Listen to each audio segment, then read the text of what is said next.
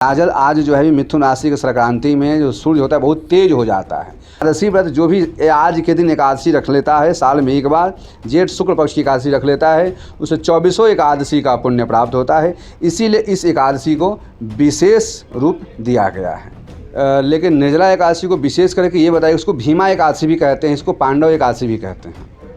हर कोई स्वर्ग की कामना करता है, तो भीम ने कहा कि ऐसा कोई उपाय बताएं जिसके करने से स्वर्ग मिल जाए। अगर तुम 24 घंटे का एक व्रत रख लोगे ना, तो 24 एकादशी का पुण्य तुम्हें मिल जाएगा। कि आप कोई उपाय बताओ जिसके करने से आदमी को मोक्ष मिल जाए। पूरे एक साल आप व्रत करें या ना करें, आज मात्र एकादशी का व्रत रख लेने मात्र से 24 एकादशी का पुण्य मिल जाता है। उस समय निराजल रहना अपने आप एक अहम चीज़ है। इसीलिए ज़्यादातर लोग एक निर्जला एकादशी का व्रत करते हैं, रखते हैं। नमस्कार, आप देख रहे हैं HT लाइव। मैं हूं ऋषभ शर्मा। आज हम बात करते हैं एकादशी व्रत की। हमारे साथ इस समय मौजूद हैं स्वामी रामेश्वरानंद सरस्वती जी, जो आपको बताएंगे कि क्या है एकादशी व्रत का महत्व, क्यों रखना चाहिए और क्या उसका तरीका है। जी, आपका बहुत बहुत स्वागत है हमारे HT लाइव न्यूज़ में। स्वामी जी, मैं ये आप जानना चाहता हूँ कि जिस तरह से अब निर्जला एकादशी है, वैसे तो साल में 24 एकादशी होती है, लेकिन आज निर्जला एकादशी है, तो निर्जला क्या कुछ इसकी विशेषता है, क्यों रखते हैं लोग और कब से इसका प्रारंभ हुआ? जी हाँ, बहुत बहुत धन्यवाद आप सभी का और बहुत बहुत आशीर्वाद। निर्जला एकादशी विशेष महत्वकारी बताई गई है। क्यों बताई गई है? ऐसा है कि 24 एकादशियाँ हैं, 24 एकादशी अपने आप में महत्वपूर्ण हैं। लेकिन निर्जला एकादशी को विशेष करके ये बताइए, उसको भीमा एकादशी भी कहते हैं, इसको पांडव एकादशी भी कहते हैं। जैसे आज आपने हमसे पूछा ना, ऐसे ही एक दिन भीम व्यास जी महाराज बैठे हुए थे। उनसे उन्होंने कहा कि महाराज ऐसा है कि आप कोई उपाय बताओ जिसके करने से आदमी को मोक्ष मिल जाए। स्वर्ग की कामना हर कोई करता है, जो भी यहाँ पे जीव हैं हर कोई स्वर्ग की कामना करता है। तो भीम ने कहा कि ऐसा कोई उपाय बताएं जिसके करने से स्वर्ग मिल जाए लोग। लेकिन एक बात बताना। बोले क्या? व्यास जी बोला क्या? बोला कि मुझे ज़्यादा व्रत ना रखना पड़े, कम से, क्योंकि मैं भूखे नहीं रह सकता। मैं सब कुछ तो कर सकता हूँ, लेकिन खाली पेट में एक दिन क्या एक समय नहीं रह सकता। तो व्यास जी का बेटा ऐसा है कि व्रत तो रखना पड़ेगा आपको। हाँ, ज़्यादा नहीं तो कम से कम साल में एक बार एक ऐसी एकादशी आती है जो वृष राशि और मिथुन राशि के मध्य के संक्रांति के समय, जो जेठ की समय बताया गया है, इस एकादशी में जो करता है, तो ये लगभग जेठ शुक्ल पक्ष की एकादशी जिसको बताया गया है। बोले इस एकादशी के दिन जो निराजल रह करके, अच्छा, एकादशी आज इसलिए कि तपती हुई सूर्य की गर्मी में निराजल आज जो है मिथुन राशि के संक्रांति में जो सूर्य होता है बहुत तेज हो जाता है। तो सूर्य जब तेज हो जाता है तो शरीर के जो अंदर की जो गर्मी, पसीना, जो जल है ना, प्रवाह के तो बाहर निकलता रहता है। उस समय निराजल रहना अपने आप एक अहम चीज़ है। तो व्यास ने कहा कि इस समय निराजल निराहार रह करके अगर तुम 24 घंटे का एक व्रत रख लोगे ना, तो 24 एकादशी का पुण्य तुम्हें मिल जाएगा। पूरे एक साल आप व्रत करें या ना करें, आज मात्र एकादशी का व्रत रख लेने मात्र से 24 एकादशी का पुण्य मिल जाता है। इसीलिए ज़्यादातर लोग एक निर्जला एकादशी का व्रत करते हैं, रखते हैं।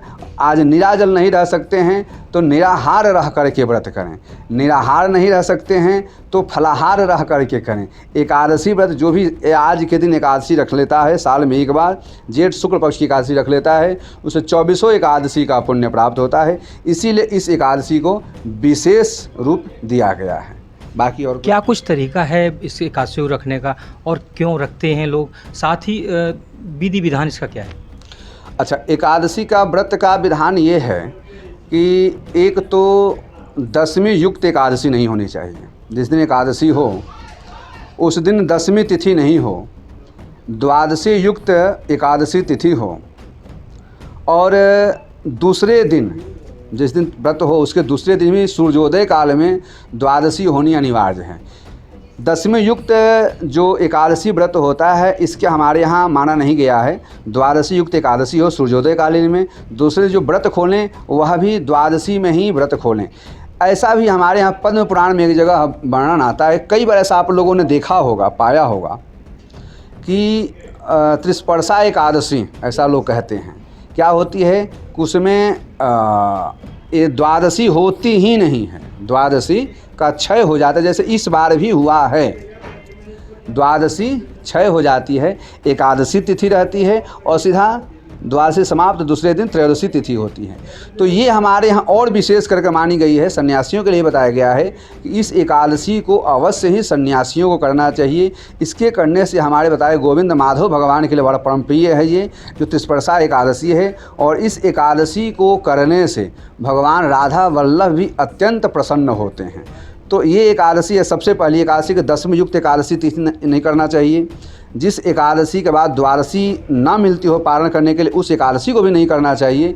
लेकिन अगर त्रयोदशी मिलती है, त्रिस्पर्शा एकादशी होती है, तो इसे जीवन में कई बार बहुत कम होता है, ऐसा मिले तो अवश्य ही करना चाहिए। जैसा कि इस बार एकादशी वो कल शनिवार को, आज एकादशी हम लोग मना रहे हैं, शनिवार के दिन सुबह 5:45 बजे तक एकादशी है। उसके बाद द्वादशी लग जाएगी, द्वादशी कल ही समाप्त हो जाएगी, परसों त्रयोदशी में पारण किया जाएगा। तो जो भी वैष्णव संप्रदाय के लोग हैं इनको व्रत करना चाहिए, अवश्य ही करना चाहिए।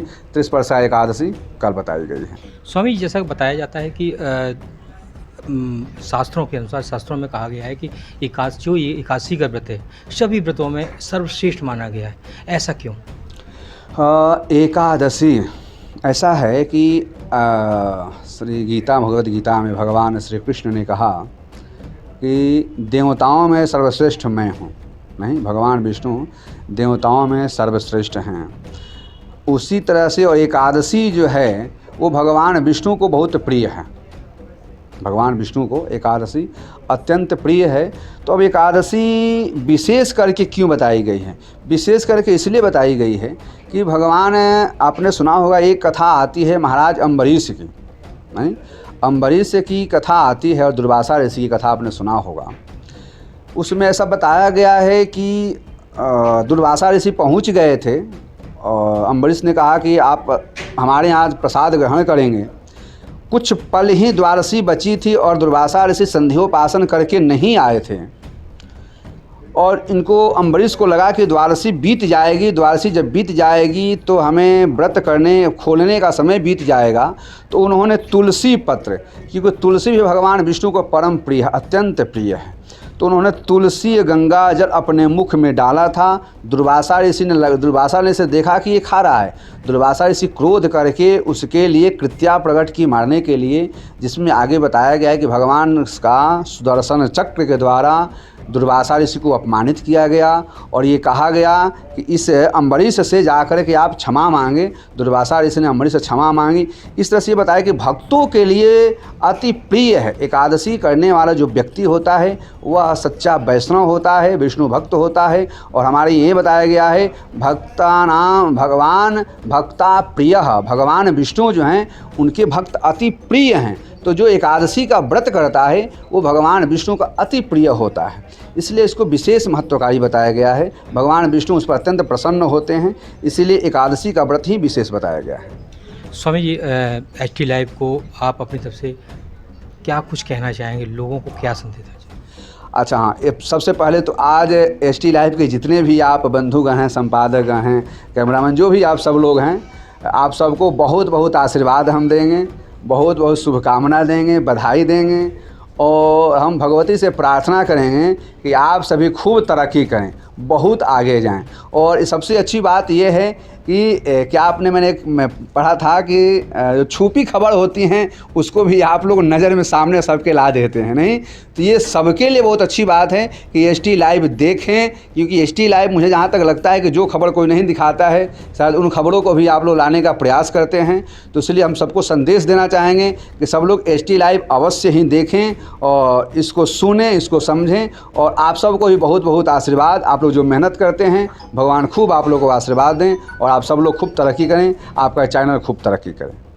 बहुत बहुत धन्यवाद आपका। तो आपने देखा जिस तरह से स्वामी जी ने बताया कि एकादशी व्रत क्या महत्व है और क्यों रखनी चाहिए, सारी जानकारी आपके उनके मुखारबिंद से सुनी।